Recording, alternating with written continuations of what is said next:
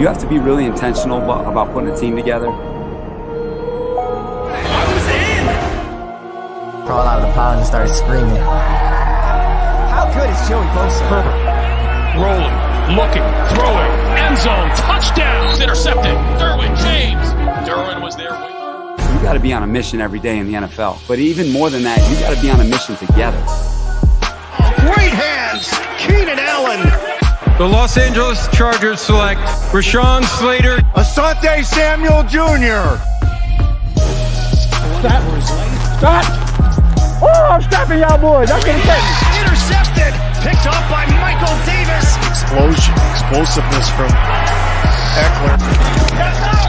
There's RP4. He blew that up, didn't he? It is picked off. Nasir Adderley. 50-50 ball is 100%. Mike Williams. Ochena, Nwosu. And that will end it. Time to bolt up. Welcome to another edition of Chargers Unleashed. Jake Hefner and Dan Wolkenstein here with you from the LAFB Network. Today's show is being brought to you, of course, by Charger Bolt Family, UFC Fit, Brewery X, and Manscaped. Make sure you go to manscaped.com, use the promo code LAFB20 to get 20% off your next purchase. Go to manscaped.com for more details. Dan, we made it. We made it.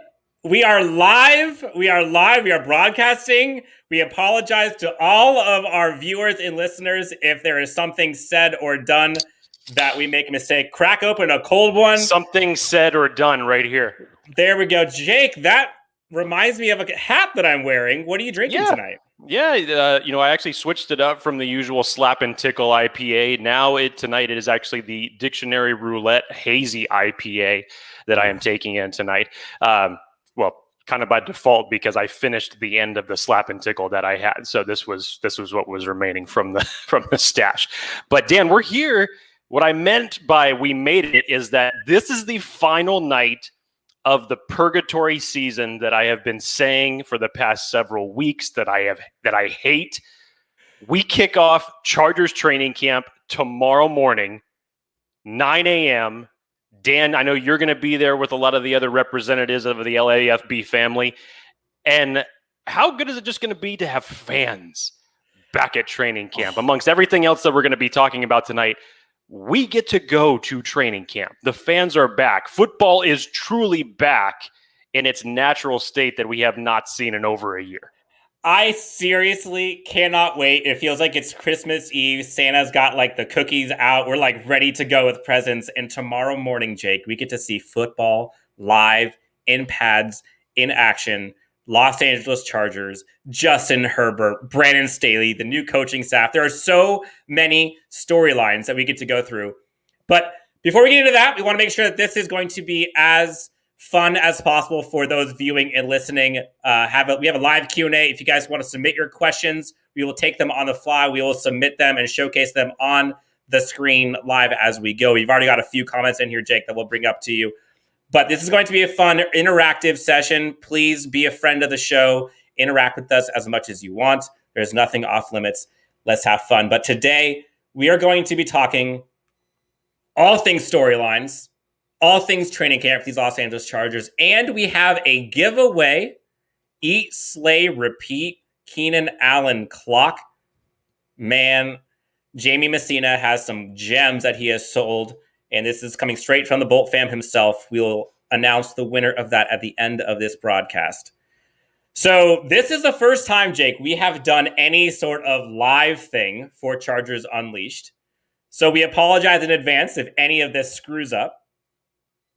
But until then, Jake. Let's talk football. Let's talk some football. We get to see Paz tomorrow. How are you feeling? Man, I'm feeling great, man. Again, we've been talking about all of these position groups over the last several weeks, what to be watching for, who could be certain undrafted free agents that can compete for certain spots. I'm sick of talking about it though, man. I'm ready to see it. We've gotten all of these indications from everything we've read, from the guests that we've had on this show, for things that they expect, from players that we had on this show for what they expect.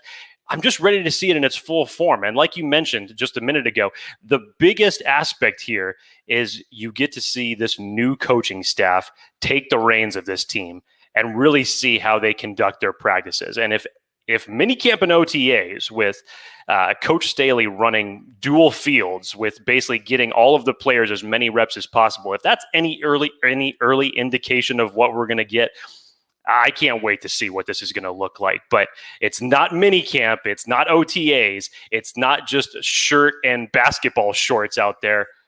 We're running actual drills, people. This is I'm ready to see something, damn it. It has been so long. It feels like it has been, we said it a million times, it has been 84 years, Jake, until we've seen live football. And this offseason has been absolutely insane. And so many things have gone the Chargers' way, from the draft picks to free agency to mini camps to people signing to literally today when the last two of our draft picks left unsigned, signed the dotted line. This has been a whirlwind of an offseason. And there are so many storylines going into this that, like, where do we even start?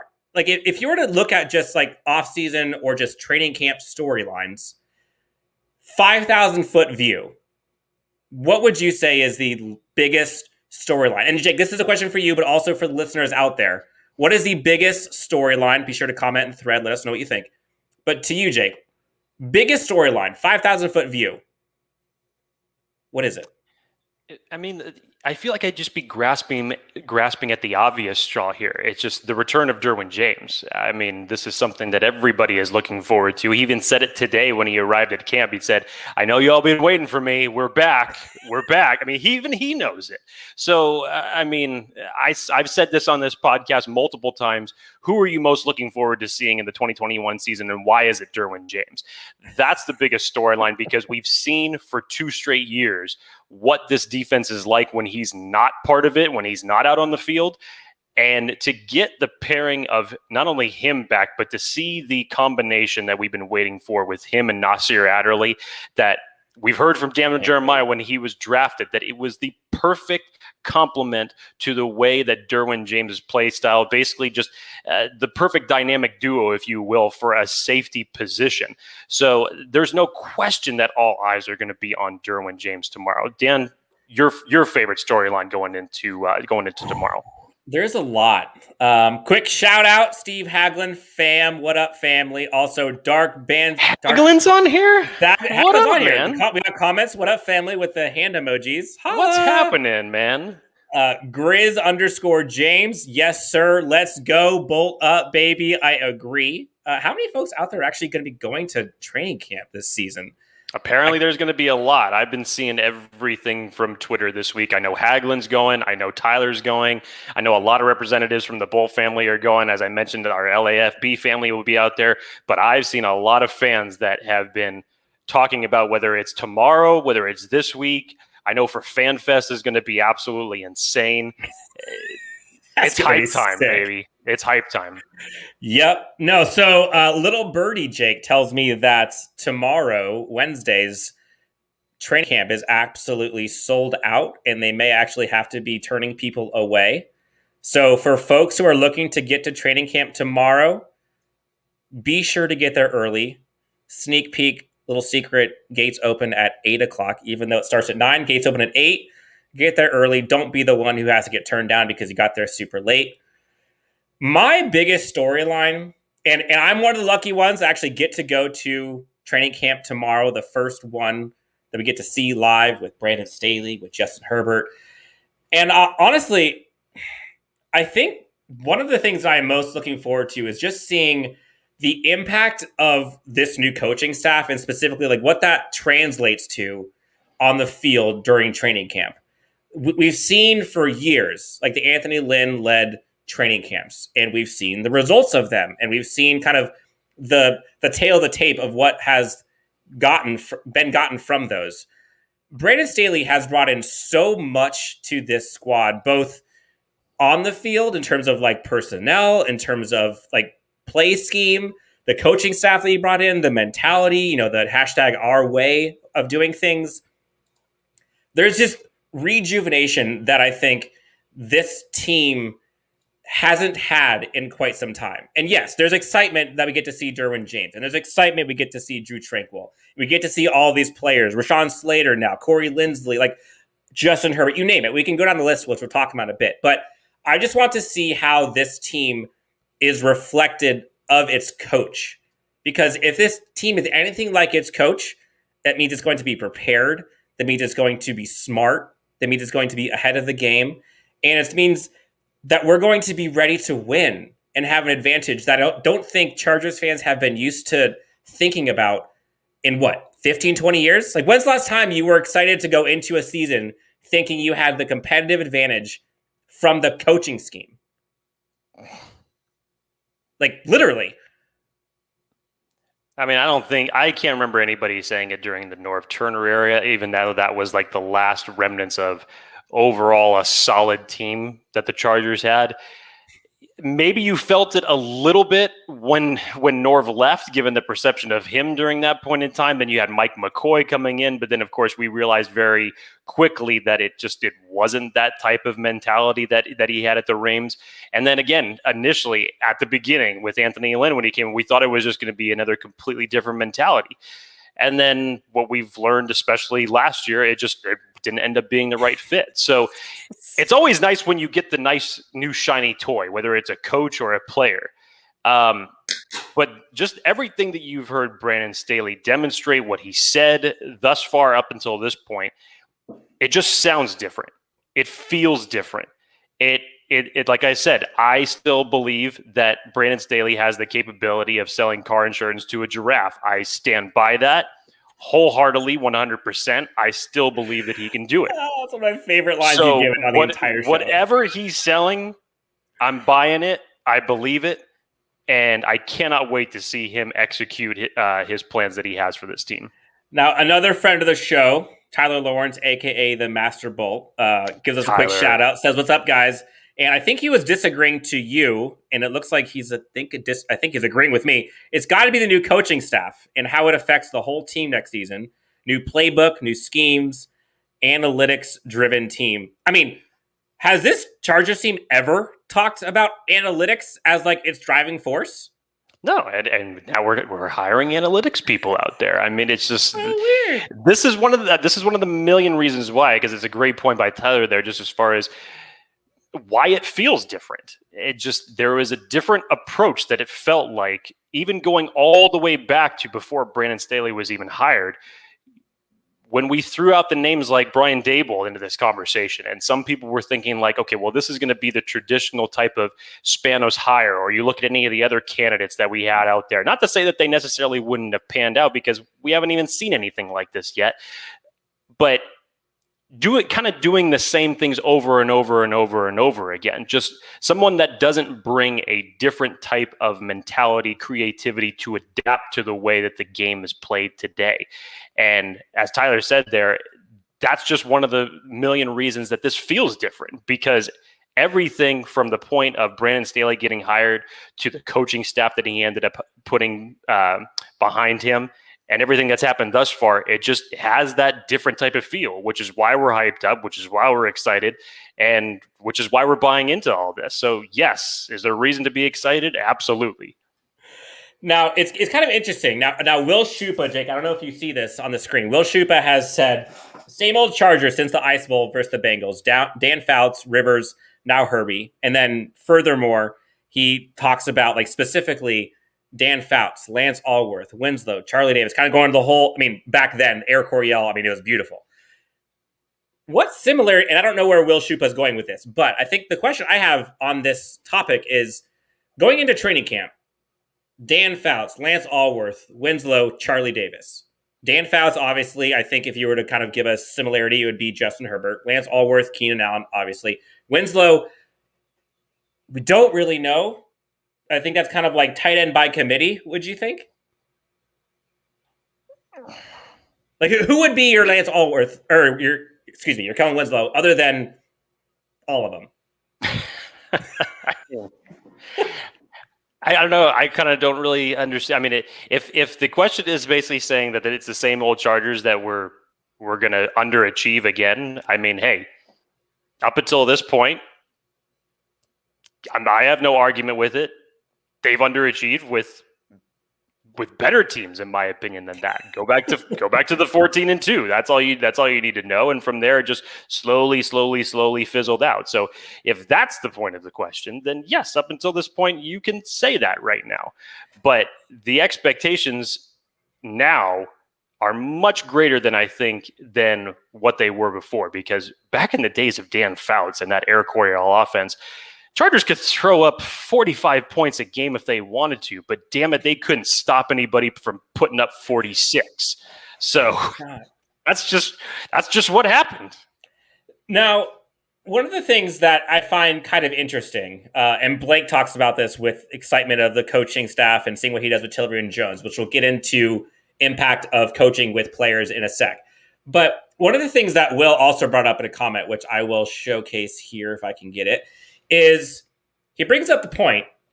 We had successful coaches in the past who have gone 14-2 and then get fired once they get bounced out of the playoffs. Now, what is your barometer, Jake, for like what you're expecting from this coaching staff? And I guess more specifically, like what does success look like to you? If the Chargers do blank this season, that is a success. Like what would that be to you? I mean, first step, one thing I'd say that they'd have to do is obviously make the playoffs. And you're in a tough enough division and a tough enough conference to do so. And the first 6 games of your schedule, we've gone over this, Dan, is actually a pretty tough stretch to go through on that. And now you added an extra week of the season, which actually betters your odds a little bit. But making the playoffs, number one, if this team can get –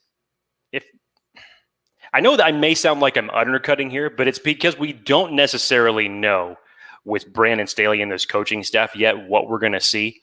And you have Justin Herbert in year 2. And I know given what he did having the rookie of the year season, the expectations for him are much higher this year, when last year we didn't expect anything of him and nobody saw that coming from what he ended up with the show that he ended up putting up in 2020. So the expectations down for him for his next year are going to be sky high. You get a full season of training camp with all of these guys back in their usual type of camp environment. I think it's going to be a betterment for the entire team. It's just, you really don't know how this coaching staff what they're all about yet. If this was Anthony Lynn's team still, it would be easier to set forth what your expectations were, because we had a good idea as far as either how he ran his defense or Gus Bradley ran his defense. Sure. And XYZ would need to happen in order for us to be successful. We know what we'd be saying right now. It's like, well, hey, how about run better 2-minute situational football drills? How about that for one? Eliminate the penalties. Stop running zone defense. The list can go on and on and on. This answer would be much easier if this is last year's coaching regime. But this is the big anomaly. So I think the easiest thing that I could say right now is make the playoffs. Make the playoffs. I don't care whether it's a wild card or not. You don't necessarily have to win the division. That's going to be a stretch within itself, given who you have to go to go against in Kansas City. Just get to the playoffs. For me, for this year right now, I'll be happy with it. If they could exceed that, even better. Do you think this fan base would accept that as a success? Let's say we make it to the wild card round, get bounced. Do you see there being like, oh, Brandon Staley needs to go? No, nothing like that. I mean, we were just back in the playoffs, 3 years ago in 2018, when we actually put up a halfway decent season. We would have freaking beat New England if we had a linebacker. Hey, what are you going to do? But, you got past Baltimore in the first round that year. And again, it's just the expectation aspect. I know, especially with that team, what is it that we hate, Dan? On paper, that philosophy. Ugh. It feels like every season for the last better part of 15 years since the Chargers had a 14-2 team, we've always been saying this team can be this, but ultimately they end up falling short of expectations. And for a myriad of different reasons, whether it's coaching, whether it's injuries, whether it's you name it, it seems like we have fallen short of expectations for the better part of almost the last 20 years, 15 years, whatever you want to call it. But yeah, I don't think that it's going to be that type of a clamoring factor if we end up getting bounced in the playoffs. You have to understand the situation here is that while Justin Herbert put up an amazing first season as a rookie, he still is young. And I'm not saying that that he's going to regress in any type of way, but hey, Justin Herbert would be getting to his first playoff game in the NFL, and that's a whole different animal, as everybody knows, in the regular season. Even for veterans, it is. So again, I put my ceiling right now is make the playoffs, get in as a wild card, and to me, you could still be dangerous from there. Brandon Staley has playoff coaching experience. I would love to see what he would do as the head coach of this team in a playoff scenario. I agree. It's something special to watch. We have tons of comments and or questions coming in, so keep them flowing, guys. We'll try to get to them as we go through this episode live stream. Again, thank you for your patience as we push through our first attempt. This is actually super fun, Jake. I kind of like this on the fly and just like rapid fire questions. This is good. So it looks like Will Schupa might be more on the pessimist viewpoint, as Jake often is. Hey, it falls right in line with me, man. But also, one could say pessimist, one could say realist, depending on who you ask. Why is Brandon Staley not Mike Riley 2.0? Well, let's see. Mike Riley, coach of the Chargers from 1999 to 2001. If there's one good thing that came out of Mike Riley coaching this team, it was the fact that the team finished 1-15, had the first overall pick in 2000, and we all know what ended up coming from that. That may be the best contribution that Mike Riley had to this team. But I mean, come on, the best season that Mike Riley had was getting this team to 500 and 8-8. I mean, if we could come close to doing it last year at 7-9 with an Anthony Lynn team, I mean, hey, it's year one, but I have to think that we could do a little bit better than that. Now, there's a couple storylines that I think I kind of had on the tip of my tongue as we were kind of getting ready for this. And one of the ones that you and I have talked a bit at length in previous episodes, I know we talked to Chris Harry about this. We've talked to several of the Chargers players about how excited they are to kind of work with Brandon Staley. And there's a few comments in here, and I'll bring them up. But which players do you feel will be impacted most positively by this coaching scheme? Like going from last year to this year, either with an NFL season or as a rookie, whatever. But who do you think will benefit the most from this coaching staff specifically? It's a good question. Just off the top of my head, and this may be an unpopular opinion, but I think two guys come to mind, and that's Uchenna Nwosu and Jerry Tillery. And for two very different reasons.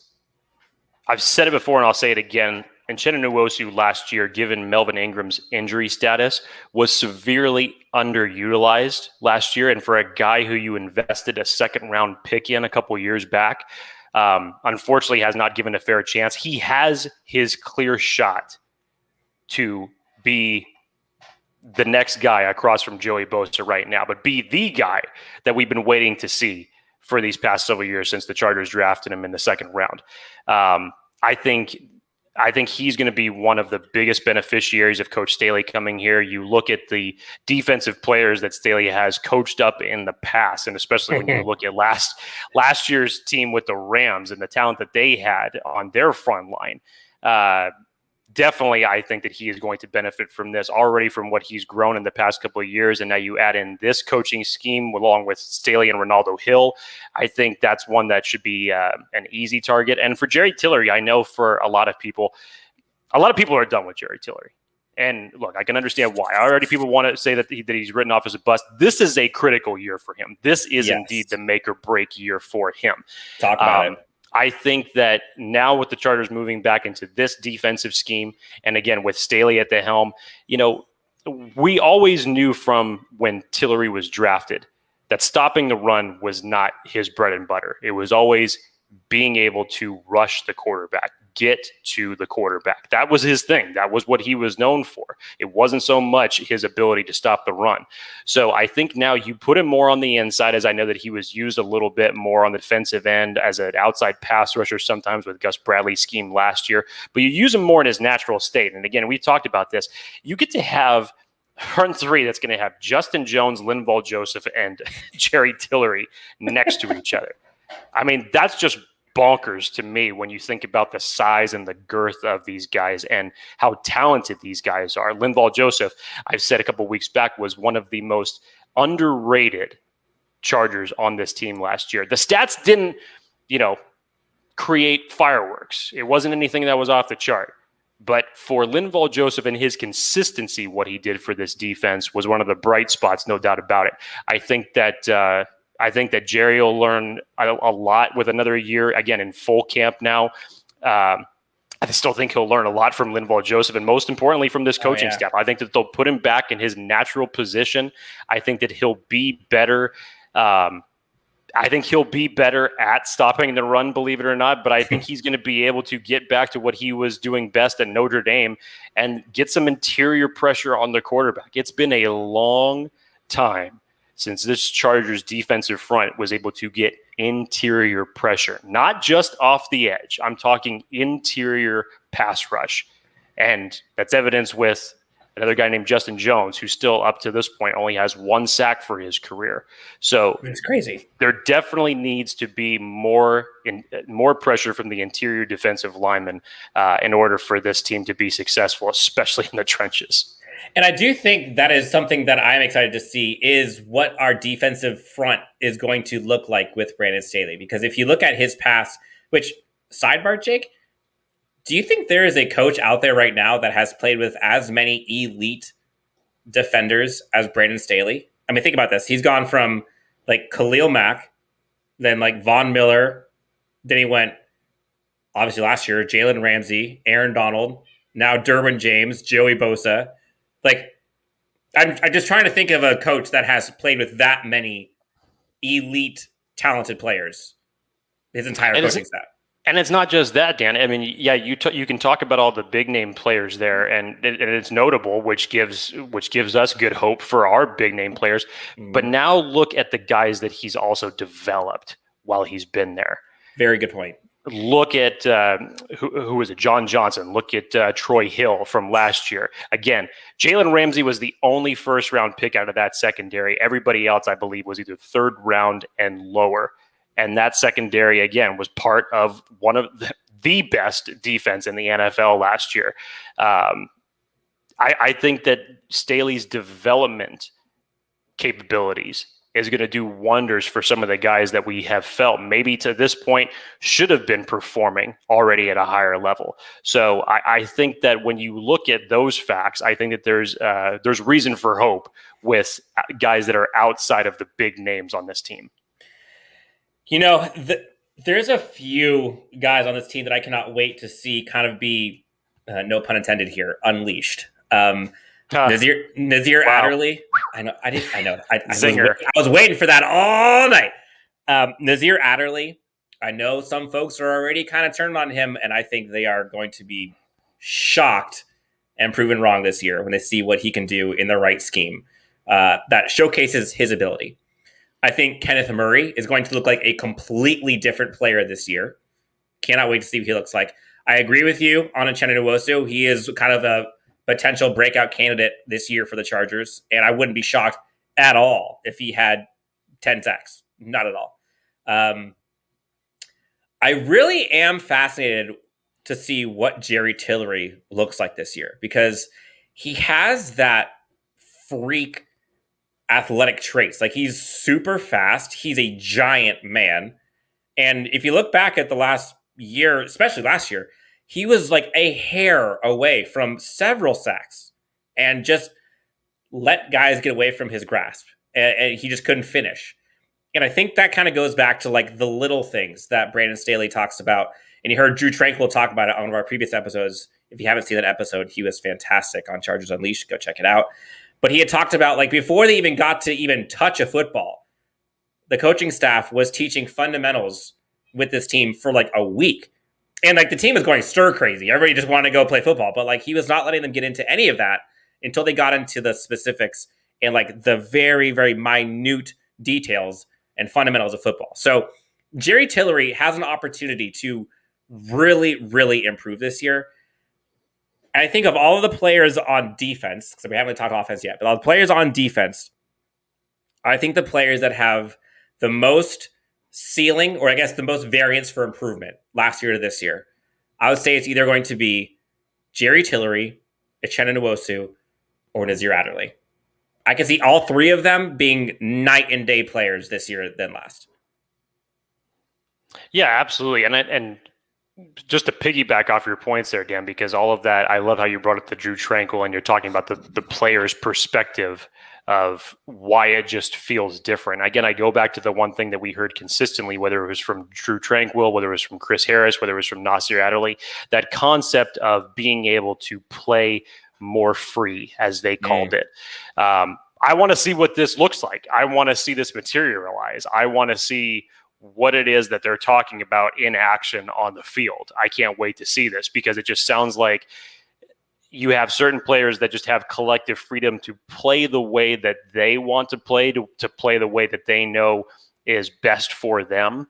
And if there's one thing that we have learned from Brandon Staley in this offense is that he hones in very well on relating to his players and putting them in the best position that they know that they can see. But even on a personal level, just relating to them. So it just shows you another example of a coach that's actually listening and wanting to get the best out of all of his players. So just to touch on your point there, it's something to pay attention to. I can't wait. Like, it's funny. There are so many storylines. We could talk about players.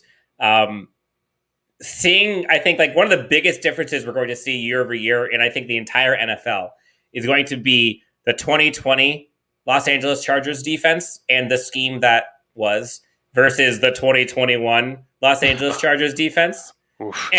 And weirdly, you know, people sleep on it, but like we give Gus Bradley a lot of flack. And Chris Harry talked about it on a previous episode where he said, like, he let players play free too.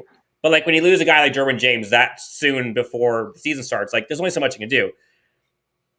But statistically, like this defense, I believe, was a top 10 defense in many categories. But like your eyeballs when you're watching the game, you're like, that's not a good, like it doesn't work. No. This defense has an opportunity to be special. And Will Schupa, now optimist. So we're going on the optimism side here. Our secondary is going to be top 15 at the very least. What is the ceiling and floor, would you say? I'd say that's a fair ceiling. I'd say that's a good shot right there. I think that that should definitely be the case. Again, I think that this secondary is definitely going to be more aggressive. When you add a chess piece in, an irreplaceable piece like Derwin James and getting him back, and we haven't seen him really as his full self in the last 2 years. Again, he came back for, I think it was 5 games in 2019, but just he was still recovering off the injury. He wasn't the DJ that we knew in 2018 when he put up that massive rookie season. But when you take a piece like that and you insert him back and you have talent now of Nasir Adderley, when you have Michael Davis, who's still growing to be a very reliable corner, and now you add in the likes of Asante Samuel Jr. for that secondary. And I know there are other pieces here that we're talking about, even from a depth standpoint, but just looking at your starting layout from secondary, there is an immense amount of talent that is on this team that has come into it. So I don't think it's a long shot at all to say that we'll find out that the difference between last year's defense and this year's defense, there won't be anything close. This year's defense, I think, will surpass it dramatically and very quickly. Jake, it is Tuesday, July 27th. Rashawn Slater and Asante Samuel Jr. are both Los Angeles Chargers, and all 9 Los Angeles Chargers draft picks are now officially signed. I mean, could this coaching staff could they have hit a larger home run in the first 2 picks than those two? And to have Rashawn Slater's contract fully guaranteed. I mean, talk about just backing up the Brinks truck. You think they know they got a good one there. The coaching staff hit it out of the park. And I can't wait to see what some of these rookies look like at training camp. Like we've seen Rashawn Slater, even though he didn't have his contract, he was out there working like he was already signed. He talked to us on one of our previous episodes. If you haven't seen that, check it out. Rashawn Slater talked about it. He wanted to get it signed as soon as possible. He's ready to go to work. You see Asante Samuel Jr., all the tapes that he's got. I mean, he just know he's ready to ball out. Like he is all business on that football field. Mark Webb, I can't wait to see what he brings. Trey McKitty, I think he's got a ton of potential. Chris Rumpf, like there's so many guys that this team has acquired that you kind of take it for granted. And like, I don't know about you, Jake, but like when you think about it, like everyone's super excited for training camp, right? And you're thinking about like, oh, we can go to the Super Bowl, and everybody gets all excited and everybody's all positive, but like I can't think, and I know I'm generally the optimist, but like I can't think of another year when the Chargers Chargers fans have had this much genuine reason for excitement.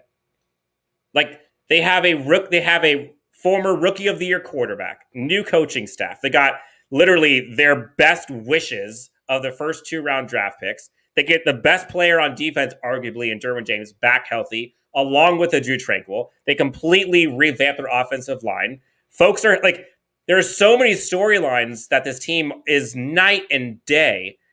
And so if there are Charger fans out there that are not excited, like what are you watching? Like what else could they have done to be any better prepared than they are right now? And people will say they could have spent more money, and they could, like, money doesn't grow on trees, man. Like, it doesn't work that way. Jake, you've told me that several times. And they are in a great position for signing folks next year, which we'll get into in other episodes. But like, this is damn exciting.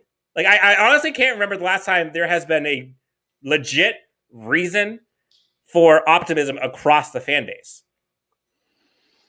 Yeah, it's tough to think of any other time given what you just said, because, again, it's not just the draft picks, it's not just the free agency. I think it's just this overall feeling of just change and doing the things that that we as fans could look at and say, well, that needs to be the number one priority. And then they actually did it. I mean, how many of us were clamoring for Corey Linsley to be a Charger before free agency hit? And then it happened. And not only like, that, fat chance, they're not going to pay that. No way. And they ponied up and they gave him the coin, and he is now your new starting center. For me, I think the thing that probably surprised me the most, outside of the Chargers actually landing Rashawn Slater and Asante Samuel Jr., was I actually did not expect 4/5 of this offensive line to be in complete turnover. I expected it to be 3 at most. You kept 2, you could possibly keep 2 from last year. I didn't expect that much of an overhaul. But it goes to show when you see an investment the way that Justin Herbert bowled out last year and the numbers that he put up, doing that behind one of the worst offensive lines in the league. Think about what could potentially happen if you just give him a top 15 offensive line in the league. I mean, you don't even have to go to a top offensive line. Just give me a top 15 performing offensive line. Think about what the expectations of what it could possibly be for Justin if you give him a little bit more protection. You don't believe that? Go ask the Cincinnati Bengals, who still did not put in the adequate investment to protect their quarterback in Joe Burrow. Shout out. Thank you saw what happened to Patrick Mahomes when you saw what happened to Patrick Mahomes in the Super Bowl when he did not have his 2 starting tackles in that game. Tampa Bay just teed off. So for Justin Herbert to do what he did as a rookie in that situation, I mean, you can't say it enough times. It was just flat out amazing. So I think that was probably the biggest surprise for me, because the Chargers historically have not properly invested in their offensive line. Go back to Phillip Rivers. How many years would he have loved to see what they did for this offensive line this year? Any other year, going all the way back past 2008, maybe, when you had the likes of, Nick Hardwick and Chris Dealman still on this offensive line. He's probably been clamoring for moves like this since then. And it's just a fortunate situation that, of course, right when Rivers leaves is when the investment in the offensive line starts to properly come into play. So I think that was that was one of the probably the biggest thing that surprised me is they actually did what we've been wanting them to do for years, and it was a pleasant surprise. We are talking all things Los Angeles Chargers training camp. We are going live tomorrow. Chargers actually get to be in pads. We're going over storylines. If you have a question or a topic you'd like us to discuss, leave a message, leave a comment in any of the ways that you are actually streaming us, because we'll look at it and hopefully see it. If not, we apologize. This is our first time doing it. Jake, this episode is brought to the good people by Brewery X. You can see the X on the hat. For folks who have not been up to Anaheim, be sure to check them out. They have tremendous libations. You can do seltzers, you can do beers. They also have amazing food there, actually. Their pizzas are amazing. Jake, I was fortunate enough to be with you and our founder, Ryan Dyrud. We got to go check out Matt Money Smith and Petros and Money. I also got to see a live show. That was fun. Got to hang out with them for a bit. Highly recommend Brewery X. Slap and Tickle, I know, is your favorite. I love Dictionary Roulette. They have an amazing jungle juice. I could definitely go for one of those. I think about this coaching staff sometimes, Jake, and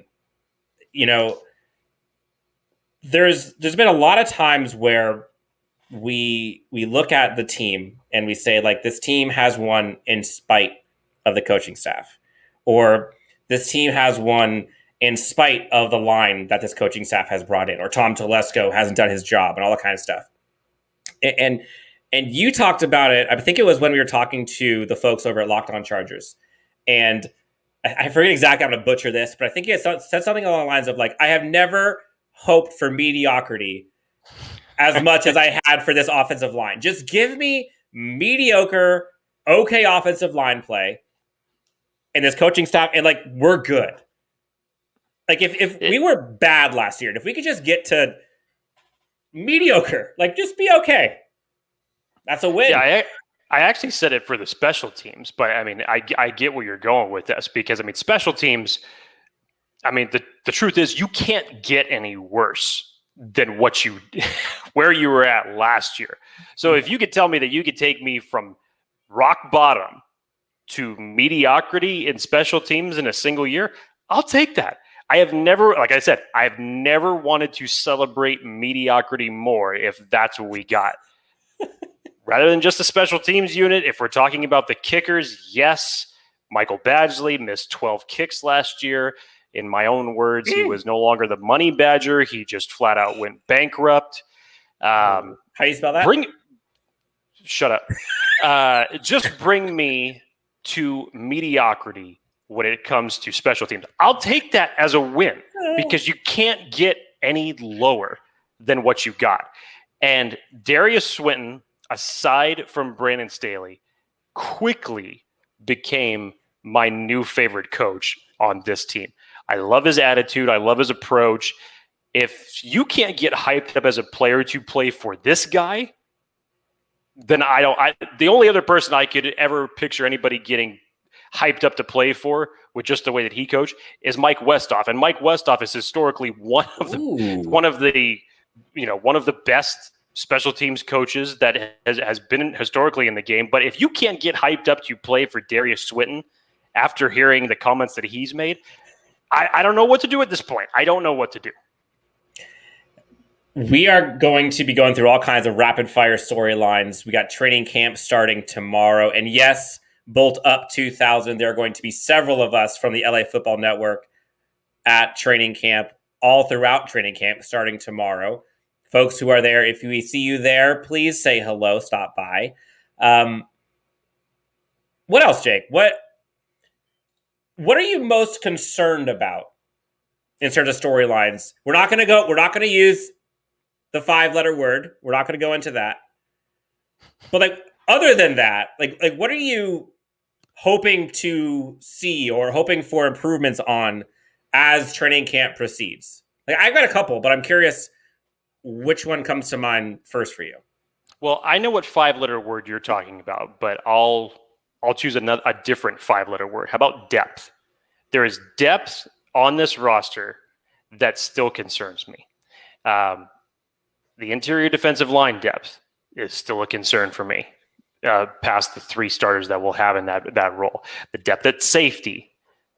And there was people who, during our safety breakdown, that said for us to talk about concerns in the safety position for this year was, I'll just say, irresponsible for the better part of this show. I don't see how that is when you haven't had your best player, who just so happens to be a safety, for the past 2 years. And this safety unit can still use a lot of work, and especially when it comes to depth. There's a lot of question marks when you look at Alohi Gilman and now Mark Webb. They may be thrust with enormous possibilities if another knock on wood 5-letter word ends up happening. So depth-wise, that's another area where I'm concerned. Those would be the ones that would really stick out for me. You look at all the other aspects of this roster, even on the offensive side of the ball, the Chargers are really stacked at their skill positions, whether you're talking about wide receiver, even tight end now, even with the acquisition of Jared Cook, and you saw what Donald Parham did and the potential for him. You draft Trey McKitty and you bring back one of my favorite players of this team, Steven Anderson. There is a lot of depth at the skill positions for this team on the offensive side of the ball, but you start looking through, and there are some question marks beyond the starters at certain positions for this team. So I would definitely say depth would be my biggest concern. I think that the Chargers would still need to make 1, maybe 2 more acquisitions at either one of those positions, and who knows what's going to happen as training camps come along and we get closer to the beginning of the regular season. And it happens every year that there's always surprise cuts, so you'll never know what veteran may come on the market. Depth. Now, you said something that made my ears perk up a little bit. You said that this team is stacked at wide receiver and tight end. Expand on that. What do you mean by stacked? Because I think a lot of people confuse like depth with top end talent. So what do you mean by stacked? Okay, that's a fair question. So let me specify what I mean with stacked. We said it during our wide receiver episode that you have a logjam essentially of 6 to 7 wide receivers, talented. Well, hang on a second, 6 to 7 wide receivers, with 4 or 5 of them being very, very talented players for this roster. And when you have a competition that's going to be the way it is, for guys vying for, let's just say, the top 6 wide receiver spots, when you go off the names of the list, when you're talking about Keenan Allen, Mike Williams, Josh Palmer, Tyron Johnson, Jalen Guyton, and then you still have to see who dukes it out between Joe Reed and KJ Hill, 2 guys who we thought were going to battle it out for the wide receiver position, and now one of those guys could be on the outside looking in. That's not a bad problem to have when you see the way that let's just say 4 out of those first 5 guys performed last year. That's not a bad problem to have when it comes to depth. And at the wide receiver position, you saw it last year. Justin Herbert wasn't necessarily playing favorites. And when you have that many weapons that you can build upon, that's a great problem to have. With the tight end position, with Jared Cook coming in, I think Joe Lombardi is going to he knows exactly what Jared Cook is all about, what he thrives in. Jared Cook last year had 7 touchdowns for the New Orleans Saints. He knows Joe Lombardi's familiar with him. I think he's going to get him involved in this offense the best way that he knows how. Donald Parham is the guy that we're all kind of keeping our eyes on because we love what we saw from him towards the end of the season. Huge upside from an athletic standpoint, from a talent standpoint. It just seemed like right now it's just waiting to be uncorked, and it's tapped right now. And can he take that next step in being the next tight end of this team beyond what this year holds for Jared Cook? Because likely this is a 1-year deal. I don't see it going past that. Can Donald Parham eventually grow into the tight end that we're hoping he can be? And then you have Trey McKitty, who I think is is one of the more under the radar draft picks. Now, I know when he was first selected that a lot of people had question marks about him being the ultimate choice. But you look at everything now, and with the talent that the Chargers already have, and with what Trey McKitty brings to the table, again, more potential that's untapped from him. If there was better quarterback play with Trey McKitty where he played, it could have been a different story. If he wasn't solely just made to be a blocker and actually given a chance to catch some balls, you saw what he did during Senior Bowl week, he could be very beneficial. But he was one of the last true blocking tight ends that was still available on the board when the Chargers selected him. So he's going to fill a very crucial role for this team, because the Chargers just historically have not had a lot of good blocking tight ends. So I'm excited to see what he's going to do. And especially when it comes to the run game, Trey McKitty can be a huge asset to that. And then Steven Anderson. I just love Steven Anderson. I love what he did last year toward the end of the year. I think that he is a great weapon if you put him out in space. And yes, even as a blocker, I think as an all-around tight end, I think Steven Anderson can do it all. If he got the right opportunity, and I know that he will for some team, but I hope that he sticks with this roster for the 2021 season, Steven Anderson could be just a great asset to this team in more ways than one that I don't think a lot of people are really taking a look at. It's true. And I agree with you. I typically, and this has kind of been the curse of the Chargers, is you look at the depth, right? And we'll have top-end talent. Derwin James, incredible. But the drop-off from that top end to the depth pieces is so drastic that, like, the team just crumbles. And so when you talk about, like, those positions being stacked, I think that's what I like about it is, yes, there's going to be a drop-off from a Keenan Allen to anyone else on your team. But, but you should have serviceable guys back there still. So we're going to get into the Q&A here. If folks have questions for us, please send them in through the comments, whether it's on YouTube, whether it's on Twitter, on Facebook. We see you or all of those. So check us out, LAFB shout out. So submit your questions. We'd love to answer them. But in the meantime, like, I wonder, like, so for myself, for example, I'm going to be going to Chargers training camp. I'm actually going to be comparing that. I'm actually going to be going to a few Rams training camps as well. Well, at least I'm going to one.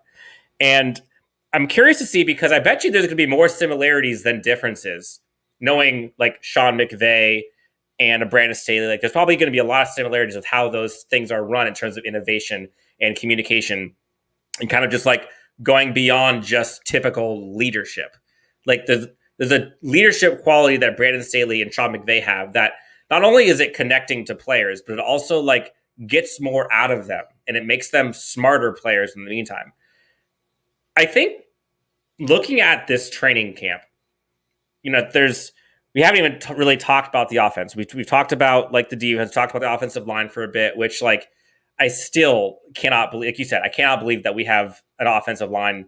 Again, we'll use the term on paper, but there's no way the line could be worse than last year. So the fact that they did something, sweet. I'm really curious to see what like a Joe Lombardi-led offense looks like. We know what was back in Detroit. We've talked about the mistakes and things he's learned from that. We've seen how amazing Drew Brees has been, both in San Diego as well as obviously in New Orleans under Joe Lombardi. I'm curious to kind of see what that looks like and what they are crafting for Justin Herbert. So I think we're going to find out pretty quickly like what this offense is going to look like under this new coaching scheme. And going into training camp, like I think there's going to be a lot of questions answered pretty quickly around like, what does this look like? Because like we heard people talk about like, oh, Mike Williams is going to be the Michael Thomas role, which like, cool. I mean, if he gets 1,500 yards and 100 and something catches, like, awesome. Color me wrong. But, like, I just don't know how that's going to happen when you have a guy like Keenan Allen. The running game, like, there's so many unknowns, but we can tell you that the running game was not good last year. I think it was, 3.6, 3.9 yards per carry, if I remember right. Like, that has to get better. And thank you, Rashawn Slater. You should be helping us with that. Like, there's so many intricacies, there's so many wrinkles, and there's so many improvements that, like we've talked about, that you kind of lose sight at just like the gravity of how much has changed. And so, there's all this off-season excitement, and there's all this talk, and there's all of these drafts and free agencies, but like, you just forget how many there were. I don't understand how folks can still be pessimistic or low on this Chargers team, given how many things that they have improved. And I think that's what I'm excited for with training camp, specifically starting tomorrow, 9 a.m., Jack Hammett, is just to kind of see like a refreshed, rejuvenated team dynamic. Like, it just felt tired last year. And everyone was, the people covering the team, the players, Anthony Lynn grew more gray hair than I did. And like, that's saying something. The team just needed like a jump start. And I feel like it has it. And even just watching all the players like come into training camp today, you saw the videos like Keenan Allen coming in, you saw Derwin James all excited. You saw, everyone. It's just like, sure, everyone's excited coming into training camp, but this just feels different. Question came through, Jake. Actually, it's not really a question. Herbert Hype Train, I think he is expecting positive things. Chargers should get 12 wins. That would put them at, 12-5? 12-5 this year with the addition of the 17th week in the season. If the Chargers get 12 wins, Jake will be blank. I'll be happy. That definitely guarantees you a playoff spot. I think for them, you look at the first 6 weeks of this game, or this team has on their schedule. You're going up against arguably the number one defense in the league in the Washington Redskins. Yes, I understand who's playing on offense. If Ryan Fitzmagic, if he can be that guy, there are some offensive pieces that can absolutely destroy this team if need be. And when you have a defense like that, that's going to be a tougher game than I think most expect. You get the Dallas Cowboys, you get their quarterback back, you know what their offense is about. Their defense, it's going to be hard for that defense to get any worse than they got. I think their defense is going to be more improved. Then you play the Chiefs in week 3. We already know what type of barn burner that's going to be. That's no guarantee. You play the Raiders, that should be a victory. The Browns, this as they say, this isn't your daddy's Browns anymore. There are people that are legitimately picking the Browns to go to the Super Bowl this year, and for good reason, because of what Kevin Stefanski has turned that team into, and especially with that running game.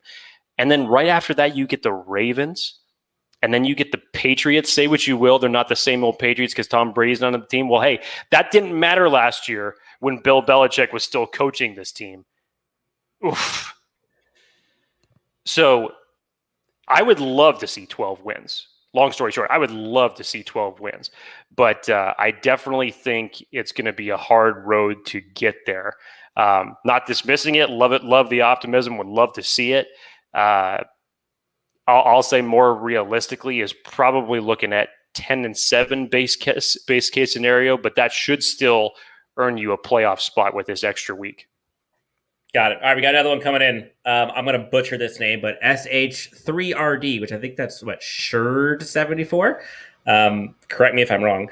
Jake, if the Chargers go 0-3 the preseason and then start the regular season 0-3, should we be nervous? It's what's the one thing that we know? And Dan, you talk about why.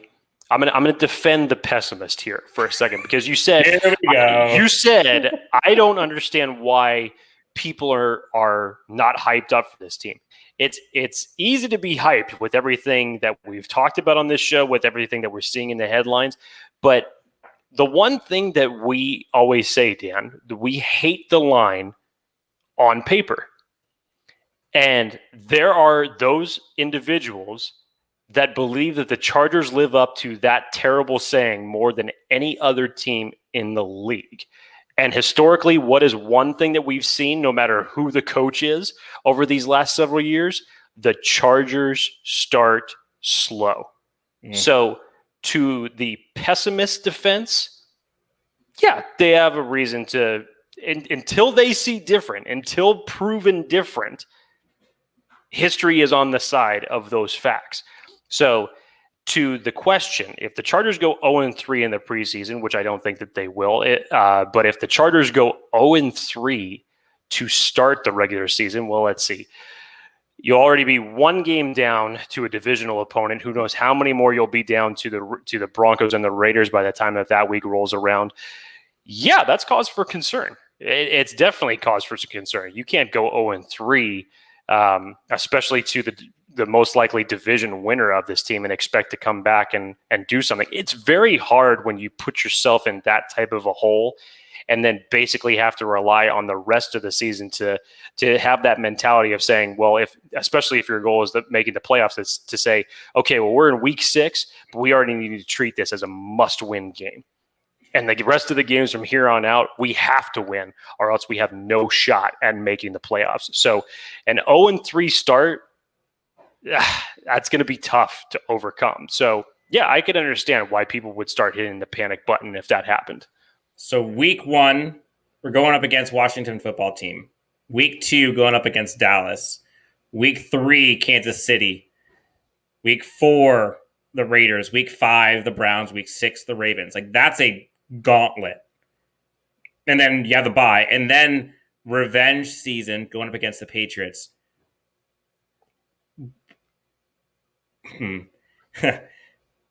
At that point, let's just snap the line at week 8. That means we'll have 7 games played. What should Chargers fans hope for their record to be? If you go through that first 6 weeks and you come out with a 3-3 record, that should be acceptable for you, because when you get towards the end of the season, when you start looking at like teams playing like the back end of the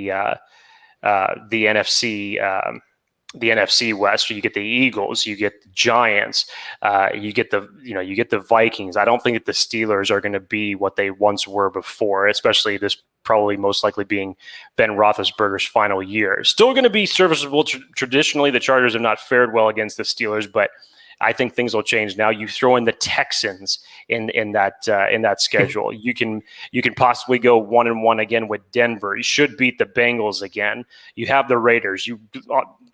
The stupid phrase on paper, you should beat them and go 2-0 against this year. So you get past the first 6 games of the season.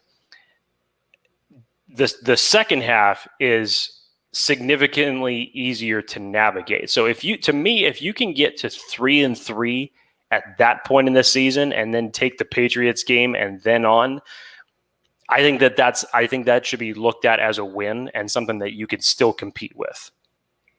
All right, so 500. Honestly, like 2-4, like it doesn't sound great, but like that's a really tough schedule to get through. Jake, fun question. Can you think of any like fun memories? I know you've been to a training camp or two. Of all the times you've been, are there any fun stories? I know you've shared with me a ton of them with some of the players, but when you think training camp and like your experiences, like what comes to mind? This will always be my number one story when it comes to training camp. I will never waver on this because I've never seen anything like this and never heard of anything like this. So I believe it was the last training camp that the Chargers were in San Diego, if memory serves correctly. Mike McCoy was still the head coach, and we were part of the media team. And obviously, after practice was over, the routine is that Mike McCoy comes up, he speaks at the podium, and traditionally Phillip Rivers follows directly after him. So Mike McCoy comes up, everybody's asking him questions about how practice went, he's giving his answers. He's up there for about 10 to 12 minutes, and he's done, and Phillip Rivers is nowhere to be found. He was there practicing, we know he was there, and the representatives are saying, Philip's a little busy right now. Well, we come to find out that he's on the field. I can't remember if it was a church group of his families or if it was a church group that he and his wife supported, but there was a group of nuns, about 4 or 5 nuns, that actually had brought a youth group with them to see the Chargers practice. Philip Rivers is out there throwing footballs to a group of nuns and these kids, not even giving a damn about the media. I didn't even see him talking to any other players. That was his one sole purpose and focus at that particular point in time. So he's out there, he's interacting with them. So again, us are just like, okay, well, he'll be ready in a little bit. We'll go talk to some other players. We'll come back. It becomes an hour later. Philip Rivers is still with this group of kids and with this group of nuns. Not only that, he walked them all the way to the bus stop. So it's now to the point where a majority of the players are off the field. They've gone off. They've gone to shower. They've gone to clean up. And finally, Rivers comes back and said, okay, I'm ready to take your guys' questions now. I just thought, from a standpoint of a guy who the media shows as the ultimate competitor, the trash talking, quarterback, some like to call him whiny type of aspect. It was one thing that you knew that none of the cameras would actually ever see or ever talk about in the mainstream media, but it was one of the best things that I ever saw. I'll never forget it. One of the coolest moments that I ever saw. And it really just shows the type of, humanitarian that Rivers is when it comes to people that are beyond his family and beyond his team, and how much that he supports them as well. Man, I miss Philip Rivers too. Like I'm so grateful, obviously, that we have Justin Herbert, but like he was so fun and he was so positive all the time, and all his funny little phrases and dadgummits, and just he was as good of a person on the field as he was off the field. Another question came in here, Jake. I'll let you answer this one. Do you think Staley will call the defensive plays all year? And what would cause him to stop calling the defensive plays? Obviously, we got Ronaldo Hill coming in, who I think brings a really good edge to this as experience playing defense. Obviously, Brandon Staley is savant when it comes to the defense. But do you think that Staley will call defensive players all year? And if not, what would either the team or Ronaldo Hill have to do to show that they don't need Staley doing it anymore? I think Staley had said it during his, if I remember correctly, his introductory press conference, that his intentions were to still call all of the defensive plays. So obviously, as a head coach, normally you don't take on that many responsibilities, but he wants it. He wants everything that he could possibly get his hands on. I think the one thing that would stop Brandon Staley from calling the plays is, God help me, as if your defense started looking worse than it did last year. He'd have to admit it to himself mid-season, if that was the case, that he failed, and to humbly say, somebody get this away from me because I'm not doing it right. Okay, another one. We're going to go rapid fire here. Blue Deftone has chimed in with a question. Hot off the press, Xavier Howard requested a trade today. Jake, did you hear that? I did hear this, yes. Do you think the Chargers should give up a first and a fifth and strap Harris to get Xavier Howard?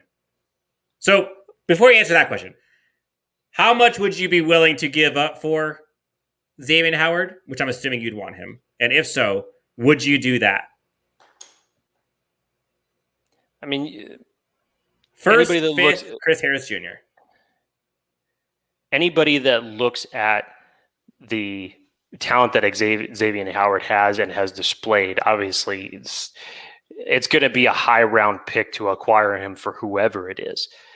For me, though, from a financial standpoint, when you start looking at the numbers of his contract on top of the draft capital that's being proposed here, on top of additionally weakening your secondary by also sending one of your players in the deal. And this is after you spent a high draft pick on Asante Samuel Jr. This is after you gave Michael Davis a good chunk of money in free agency. that would just sound a little bit steep to me. And I understand. I'm not like completely vetoing the trade. I'm not saying that I wouldn't want him. But in that type of scenario, when I look at what the Chargers have already done for their secondary position, not to say that they can't get better, because obviously they always could. But I think that wouldn't be a trade that they would honestly be pursuing. I know it looks good. I know a lot of people would want that, and that would be insane. But to me, it's just, so you're telling me that you're going to sit one of the high draft picks that you selected on the bench if you go get Xavier Howard and have him start across Mike Davis, while you also gave up one of, and truly your biggest vet that you have on this team, and traditionally one of the best slot cornerbacks in Chris Harris. Just the aspects of it don't entirely make the best sense. Not impossible, but to me, when I start thinking about connecting all the dots, I just don't see that leading to an equation that brings Xavier Howard to the Chargers. I'm going to bring up this question again. I'm going to answer it swiftly and succinctly. You're just going to say yes. No, hell no. I'm not doing Oh, this. look at you. No. All right. No, we got Mike Davis on a pretty team-friendly contract. We just got Asante Samuel Jr., who is the perfect corner for Brandon Staley. We talked about it all offseason before the draft.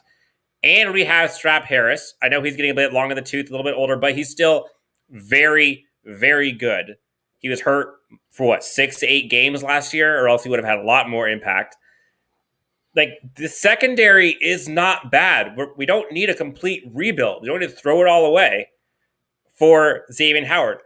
Not taking anything away from Xavier Howard, because he's a great player. But for this team specifically, the secondary, corners and safeties, I don't think this is going to sound stupid. I don't think it's an Xavier Howard that this team is missing for it to take its next step. Like, that's what we got in theory when he drafted Asante Samuel. Like, so to answer Blue Deftone, thank you so much for the question, but I'm going to respectfully say, no, I would not do it.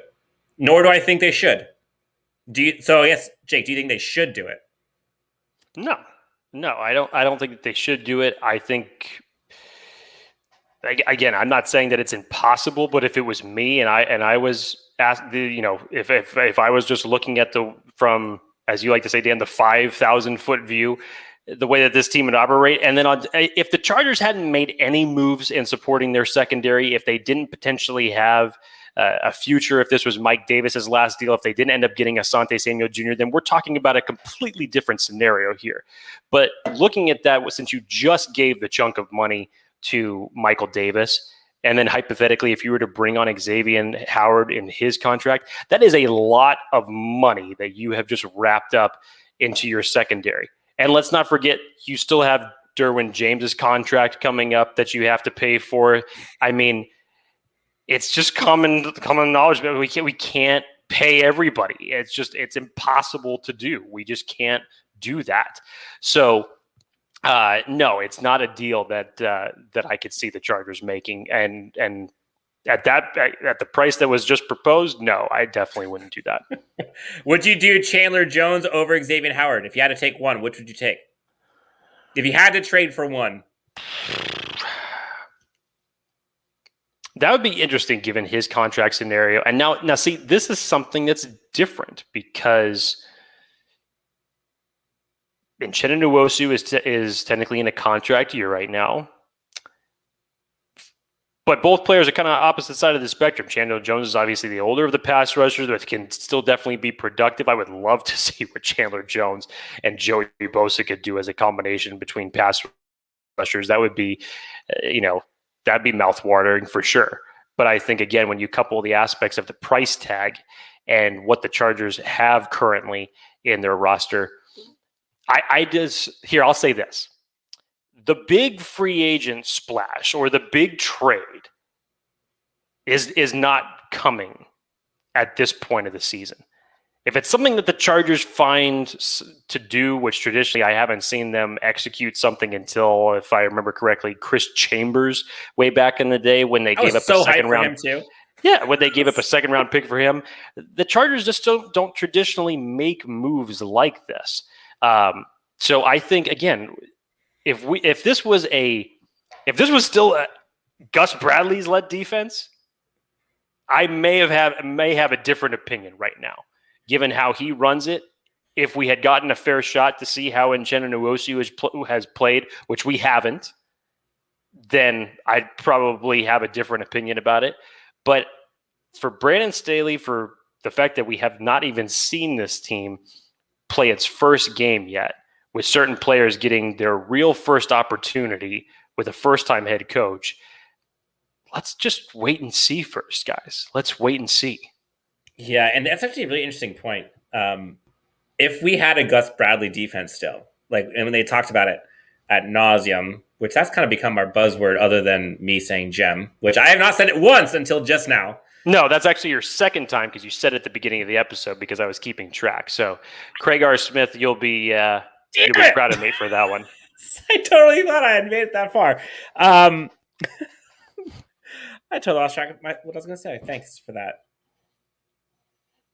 You were going to say if this was still Gus Bradley's defense, and I'm Thank sure. you. Thank you. Live TV. If this was still Gus Bradley's defense, I would be more interested in a Xavier Howard or a Chandler Jones because that defense puts folks on an island constantly, and there isn't this scheme to kind of cover up other people's weaknesses, and there isn't this kind of constant influx of different, being multiple different schemes coming in and out. Not that you don't need top end talent, because obviously teams need to have that to win championships, but in a Brandon Staley led defense, you have the talent already. You have the top end talent as is. And I don't necessarily think, you could always have more, sure, but it would be more valuable to have those guys if we didn't have a scheme like what Brandon Staley's bringing, I guess is what I'm trying to say. So having someone who could coach up a Mike Davis or a Brandon Faison, or having someone who can take Nazir Adderley to the next step, that's what Brandon Staley is there for. He's not there to bring in all of these amazing players, which you could, but that's what makes him such a unique and such an interesting and a coveted coach, was he put so much effort into building the talent from within that it makes your team look that good, to where that need for top end talent isn't as crucial as it would be in a Gus Bradley vanilla type scheme, which, sidebar, can't wait to see what that looks like in Raiderland. All right, so we're wrapping up our first ever live stream. We're talking all things Chargers training camp, what's coming soon for this whole team, this whole fan base. Let's see. Do you have any other questions or comments coming through? Here's a good question for you, Jake. Jesse Williams asked the question, who will get the first interception of the regular season? Here's your time. Jake Hefner, call your shot, sir. First interception for the Los Angeles Chargers in 2021 goes to? Why do I feel like it's going to be Chris Harris? I don't know. The familiarity with Brandon Staley's scheme going back to Denver, just hearing him talk about how hyped up he is when we've had him on the show a couple of times now. I don't know. Something would just tell me that it would just be an errant ball thrown over the middle and him in the slot position. It's either off of a ricochet or he just picks it off because it was underthrown to the tight end. Something just tells me that Chris Harris could get the first interception of the year. For a split second there, I wanted to go off the rail and say Asante Samuel's going to do it. Obviously, the obvious choice would be Derwin James is going to get it. Nasir Adderley could have been a choice. But something's telling me Chris Harris could get it. Okay. Now, just saying, if Nasir Adderley is the one who gets that first interception, I'm going to lose my absolute belief, because I have been conductor of that hype train since day one, and I cannot wait to see him ball out. But I honestly, it would not surprise me at all if it would be someone deep on the depth chart. Give it to Brandon Faison. Give it to Mark Webb. Someone who is just brought into the right place at the right time and is put in a position to succeed. Like, I would love it if it was just like a no-name guy getting the first one, because like that would show me all I need to know about this coaching staff. Like, we know Asante Samuel Jr. is going to get an interception. Like, we know Derwin James can do it. We know Chris Harris Jr. can do it. But like, it's the underbelly that I've always been concerned with. That would be, if I had money on it, I think it's going to go to one of the guys in the depth piece. Interesting. Here's a fun question for you, Jake. In a celebrity boxing match, which AFC West head coach wins in a tournament? Now, Jake, you're a big proponent of UFC, so we could take this boxing or we could take UFC. Sidebar, this episode is brought to you by UFC Fit in Temecula. They're actually having a grand opening in 1 week on Sunday the 31st. Grand opening. We're actually going to be doing a giveaway. We're going to be giving away 1 free premium year membership to UFC Fit in Temecula. So you can go celebrity boxing or UFC for the sake of this conversation. Which AFC West head coach wins the tournament? And I don't think it's Brandon Staley. I'm sorry. It's not, my brain goes to it. It would be a match between Andy Reid and Gruden, hands down. Andy Reid's obviously going to have the size on Gruden, so so we're talking boxing match here, so maybe he's got the knockout power. Gruden's going to be able to move a little bit more on him, I think. He'll probably end up being a little bit more aggressive. Gruden's definitely going to be trash-talking him in the ring for sure. I'll still side with Andy Reid. I'll still say that he's got the one-punch KO power that could change everything because of the size. But do you see him as a fighter? Do I see him as a fighter? No. Have I seen him angry on the field, even going all the way back to his days in Philly? Yes, I have. I mean, have I seen Gruden get angry on the field? Damn straight. I'm more intimidated by that than anything. But, hey, man, just, some big guys you just don't screw with. I don't know, dude. Vic Fangio. Fangio? He scares me. Why does he scare you, Dan? We're talking boxing here. He's 62 years old. I mean, come on. We're talking boxing. Age is just a number. And how old is Andy Reid, by the way? Just saying. I think if I had to go... No, I get your point. I'm just saying, I think... just looking at things at a surface level. Okay, surface level. I'm going Fangio. I'm going Fangio, but my dark horse is Gruden. Like, I think if you get Chucky mad, like I can see him just going absolute ape shit. Okay, and to my aspect, I just shot myself in the foot by talking about age because Andy Reid is 63 years old. But to me, Andy Reid intimidates me a hell of a lot more than Vic Fangio does in a boxing match. Okay, fair. Folks are sleeping on Gruden. I guess folks think Brandon Staley's got Gruden, huh? I don't. Brandon Staley seems like he would outsmart him. Yeah, he'd outsmart him. He'd come up with like the game plan. He would give the game plan to Andy Reid to tell him how to beat him. That's what Brandon Staley would do. So he could screw with people's head all he wants, but when it comes to just the physical aspects of the game, I can't pick Staley right now. All right, fastest 40 on the roster. Is it Mike Davis? Now, like, this isn't a question of who had the fastest 40 time coming out of college. This is like right now. Who do you think on this team has the fastest 40? And let's make this more fun. Fastest 40 in pads. Who would you say it is? Pads. Michael Davis has to be at the top of this list, obviously. Tyron Johnson. We forget the type of speed that Tyron Johnson has. I know some people are saying Jalen Guyton as well, but Tyron Johnson is deceptively fast. We saw what he can do last year when he gets into open field. I'd probably put it between those two guys right now. You know who I'm going to say is the winner of this 40 time? Friend of the show, Fernando Ramirez. Corn dogs, Jackie. Corn dogs, Jackie. But this guy has the audacity to say that Jake's movie takes are better than mine. And he's not wrong. Who has finished Captain America Winter Soldier? Who just finished? Hey, wait a minute. No. Hang on a second. No.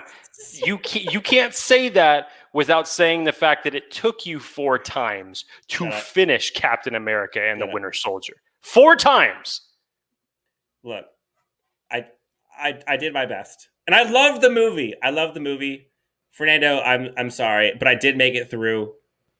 Thank you for tuning in. He just did it this week, Fernando. When we had you on the show, I know how pissed off you were back then. He just finished it this week. Insane. Selling me out. All right, Jake, we're men of the people. We're going to keep this thing going. Thoughts on Brandon Faison? You and I talked about it in our cornerback depth chart breakdown episode, where we talk about position battles. And one of the things I said about Brandon Faison is I think we're going to see more of him than people realize. And Coach Staley was high on Brandon Faison and kind of talked about him as being like one of the kind of types that he likes in a cornerback. I'm very bullish on this entire cornerback room, and Brandon Faison has all of the like athletic traits, but we haven't seen much. Now, have we seen Brandon Faison get taken advantage of on the football field? Yes. Do I think that this coaching staff can develop him to be a better player than that? Also, yes. Yeah, with Brandon Faison, when we were talking about our cornerback breakdown, next to Mike Davis, he's actually one of the bigger cornerbacks that is part of this group. And yes, it's not a secret for the times that he has got taken advantage of, for the times that he has gotten burned. We know from the aspect of when one of our starters went down and Brandon Faison would come into the game, the opposing quarterbacks would immediately target him. And then it was just like 3 or 4 straight passes after that. And whether it was on a short wheel route or a holding penalty, pass interference, whatever it is, he's definitely had his shares of rough times when it has come to his playing time thus far in the NFL. But, I think on top of the praise that Brandon Staley has given him already, and I think even from the aspect of, let's not forget, before free agency really kicked off, the Chargers had released him for a short period of time that ended up bringing him back to the team. So even with a new coaching staff, that just goes to show you some of the potential that they see from him. I know us as fans need a hell of a lot more convincing than what we have already seen thus far. But again, if we're talking about bettering Brandon Faison as a role player and a depth piece to this cornerback unit, I have some good faith that this team could do it. Okay, Jake, I know I'm Blue Deftone. We're going to give you one movie one, and then we got another question that I can't wait to hear your answer on this. Blue Deftone is a Spider-Man fan, loves Captain America Civil War, mainly because of Spider-Man. Jake, I haven't seen that one either. I'm sorry. I know. I'm working on it. He probably just made Blue Deftone fall out of his damn chair. I'm sorry. With admitting that right now. I know. Look, I'm an honest man, and I will admit when I have not done something. Jake, I'm laughing because I know I butchered the hell out of his name with slip of the tongue when I was talking about this for me. But who is your favorite undrafted free agent? There's quite a few, actually. I've praised my love for Forrest Merrill on this team when talking about the interior defensive line. Yes, sir. I just love the short, stocky, big defensive line guys. And for him, I know that the cards are extremely stacked against him to make the roster when you look at the priorities that are on this team. But I would love to see this guy make some noise in the preseason and during training camp and possibly even make this roster. He reminds me a lot of just in that Poona Ford mold. And even Poona Ford was shorter than what Forrest Merrill is. And he's now developed into a nice defensive piece for the Seattle Seahawks. I know that I still haven't even given enough practice to his name, but Eamon, help me out here, Dan, just to correctly pronounce his last name because I butcher it every time. I want to hear it. Say it. Agbagima. that's how it came out to me, but I definitely need some practice on that. That probably is the top one if we're talking about who's got the best chance of making the roster, because when you look at the linebackers beyond Kaiser White, Drew Tranquill, and of course Kyler Murray, it's definitely a toss-up for some of the guys that, obviously you brought in Nick Neiman, but who's going to take the fifth spot? Who's going to round that group out? If you haven't done so already, please go read the article by Carter Donick from the Draft Network, because he wrote up a whole piece on Amon and why he is his favorite to make the Chargers roster, and for very good reason. And he definitely lists them all. So it's definitely a good article to read. I would say who my favorite and who I also think has one of the better chances of making the team, and we talked about it on the safety episode.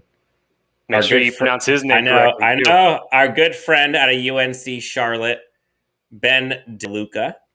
For folks who have not seen or heard or read about Ben DeLuca, check him out. He reminds me a lot of what a Alohi Gilman looked like coming out of college. Like he wasn't the most athletic, didn't have the greatest 40 times, didn't have all of these crazy interceptions, but he was always around the ball, always making plays, and he just had a lot of football IQ. And so I think who I can see making the team purely based off like his versatility, it might be Ben DeLuca, but he's going to have to ball out on special teams, which there's going to be a log jam of folks who are going to need to kind of be versatile and also do special teams well. And so I like him a lot, but I just don't know if there's room for him at the safety position. But I think he's probably my favorite. Jake, we have Los Angeles Chargers training camp starting tomorrow. For those who are watching, who have watched this entire time, thank you so much for joining us. This has actually been a blast. Jake, do you want to do this again? This is actually super fun. Hell yeah, we're going to do it again. Sweet. So we've gotten into all of the biggest storylines for the Chargers going into this camp. We've talked about Derwin James, the return of Derwin James. We talked about Justin Herbert. We've talked about the players who have all hopefully learned from their mistakes last year coming in. We talked about this new coaching scheme. We've talked about special teams. We've talked about your favorite stories. We've talked about butchered names. We've answered question and answers for what seems like 3 minutes, but it's already been over an hour and a half, which is crazy. Last thing on our agenda, Jake, is we get to announce the winner of the Chargers Unleashed giveaway. So for folks who have not seen this, we had a giveaway that we announced, I want to say, a week and a half ago, 2 weeks ago or so? 2 weeks ago. And let me see if I can pull this up. This is live TV, so I apologize if I can't. Do you think I could do it? I have some confidence in you, Dan. You do? Oh, that's impressive. Okay, well, good thing because I figured it out. See? Oh, Jake. Okay, here we go. Share screen. Share screen. And here we are. Is it working? I got your Twitter page. There we go. There we go. Okay, so this is the giveaway that we are announcing. So, folks, all they had to do was follow LAC_Unleashed. That's us. Retweet and then comment which player they were excited to see play in 2021. And they got a chance to win this freaking sick clock. Eat, sleep, slay, repeat. Keenan Allen inspired clock by JD Messina. Real quick question. When did Chargers Unleashed become, the home shopping network? I feel like it's 2 a.m. and the infomercials are on. Normally, you can get this for 3 easy payments of $19.95, but today, there it is. You can get it for free by entering. So what we have done, we have this handy dandy randomizer that if I can figure out how to showcase it, we have gone through and randomized all of the folks who have been in this. And let me see if I can share my screen and show that too. Here we go. Jake, drum roll, please. The winner of the clock is going to be. Very long drum roll, dude. Can you see it? No, so you may as well just announce it. Okay, here we go. You ready? Oh, let's have it. The draw has been made. I think you can see my screen. The winner is at Kevin Kurnick, at KEVINCURNICK on Twitter. We had 64 folks that had left comments and retweeted. The winner of the clock is at Kevin Kurnick. If you're listening, send us a DM. Let us know your details, and we'll get it over to you. Congratulations. You win the clock. Sorry for that technical difficulties, Jake. That took me 34 minutes to figure out how to get that on the screen. No worries. You did your job. I tried. I did my best. Okay, guys, this has been a blast. This has been so much fun. We had a hoot talking to all of you. Shout out to Jesse Williams, Adrian Scott. Shout out to Shred74. I'm just going to keep trying to figure out how to pronounce his name. I'm going to put up a bunch of these comments as we go. Jesse Williams, you're awesome. Predictions of head coaching for the Rivers family going to be awesome in Alabama, apparently. Blue Deftone, we've got real Fernando Ramirez, the real one. Kenzel Tijamo, love you. Thank you so much for joining. We've got Jake. You got to help me with this one. You've got I just saw his name come up right now. I think you actually nailed that one. So whew, I needed it. Dark Basin. We've got Steve Haglund that was in here before. Clever name of You've Got No Chance in Hell. Would like to see us do trivia. Hey, that man is touching all my nostalgic buttons right there with that. Love that. Keep doing your McMahon thing. We are going to potentially have to add that to our repertoire. Bolt Up 2000, thank you so much for joining. Tyler Lawrence, a.k.a. the Master Bolt. Will Schupa, Steve Haglund, all of you. Blake Mullinger. There's been so many guys here. It's been so much fun. Thank you so much for listening and for watching. I hope you guys enjoyed this. Let us know what you think in the comments. Should we do this again?